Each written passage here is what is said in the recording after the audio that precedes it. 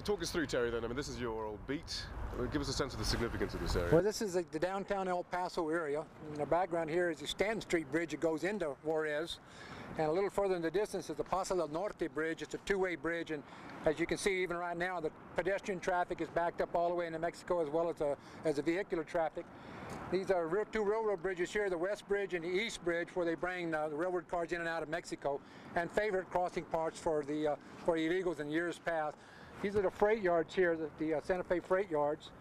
And of course Mexico over here to our right, and there's a canal that runs along there, fence on either side of the canal, and then the old border fence on the other side of the canal fence. And that would not slow people down. It would not take them a minute from the time they'd come across to be over both these bridges and into the housing projects up here on the left of the border highway. So it was a very quick trip for them in the old days. I think what's interesting is that while we were just walking up here, we noticed something. Yeah.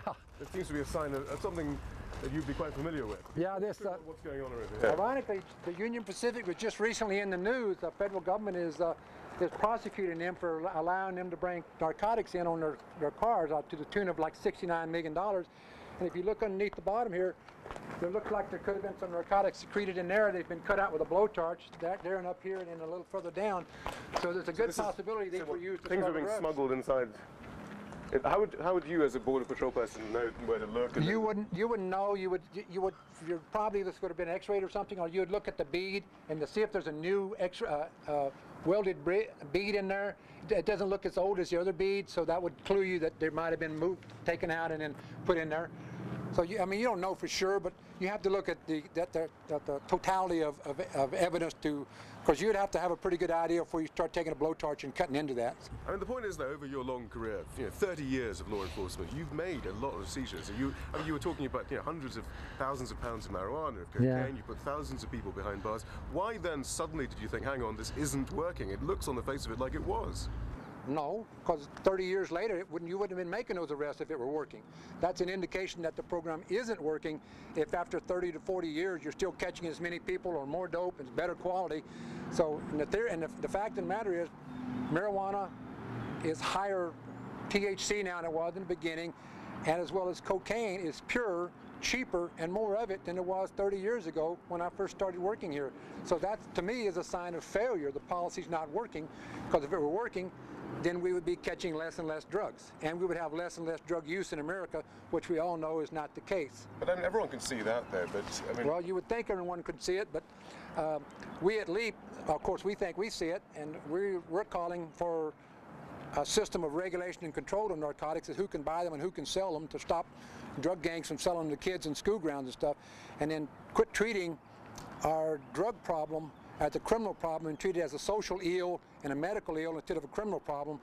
And by doing that, we can take about 80% of the crime and violence out of the drug trade and basically put the cartels out of business. What would some of your former colleagues, though, say? What did your colleagues say when you pointed this out when you were in law enforcement, that hang on, maybe this isn't working, maybe we should talk about this a bit more creatively or honestly?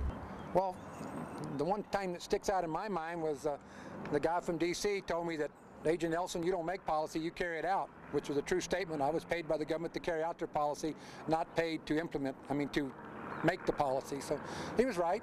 Now I'm trying to change that policy. But the culture, the crackdown of punishment, we still hear that. I mean, it's all spoken of. Hillary Clinton, for example, has recently said that we're part of this problem, but her solution was to say, so we're going to give Mexico 4 more Black Hawks helicopters. I mean, is that the way forward? That's still the crackdown, isn't it? Well, if you've lived around here as long as I have, this is not the first time we've given Mexico helicopters. This will be the first time we've given them Black Hawk helicopters, and I'm sure Sikorsky really appreciates business. But we gave them Huey helicopters 20 some odd years ago, many of them, and within a few years they were just cannibalized for parts and they had very few of them left running. It was a waste of our money, time, and effort, and I'm afraid it's the same thing now. We must recognize that the policy we've been using isn't working, and so let's try something different. Let's try a new policy, or at least modify the policy, and try to get something that works instead of continuing for another 40 years what hasn't worked in the last 40 years. How many people currently serving on the force think the way you do you think?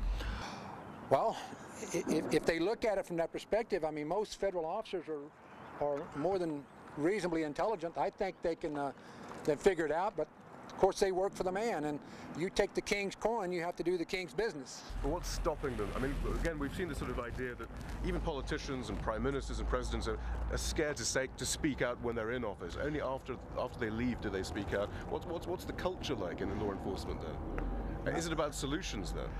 I don't think it's about solutions. It's about doing your job and being rewarded for the number of arrests you make or the quality of arrests you make, and it's the way the game is played. That's how you keep score in police work, is the number of arrests and the quality of the arrests you've made. Are you seeing a change there? I think there's a sea change coming, because everyone is now beginning to recognize it's not working. And thanks to groups like LEAP and other groups that are out there pushing for a policy change, saying we need to fix it. We have a big problem in America, and not just in America, it's all over the world. And the problem needs to be fixed before any more people die. There's just too many people dying in the drug war that don't need to be dying.